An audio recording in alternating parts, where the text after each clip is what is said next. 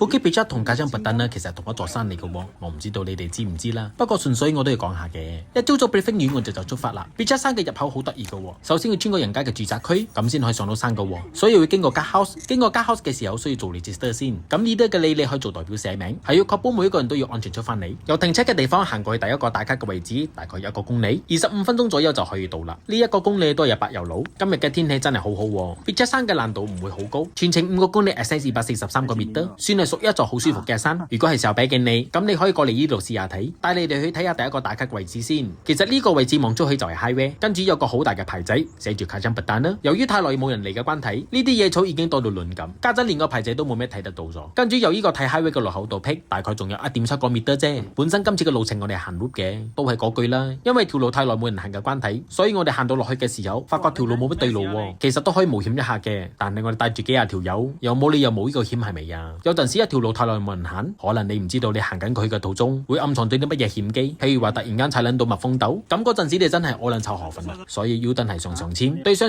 一次過嚟嘅時候，呢啲屋都仲未起完，而家好似已經搞掂咗啦。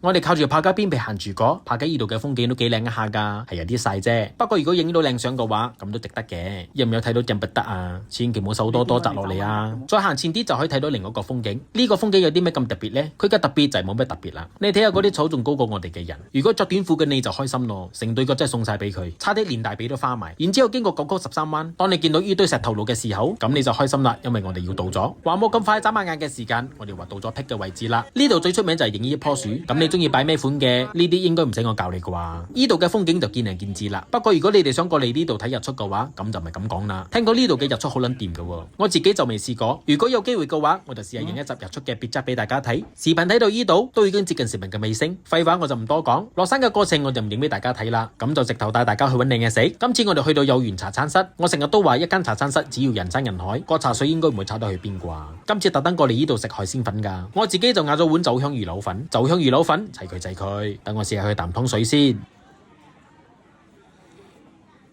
我自己個人口味10分就俾9分，係我自己個人口味啊。佢嘅魚新鮮好食，親冰唔錯，可以飲。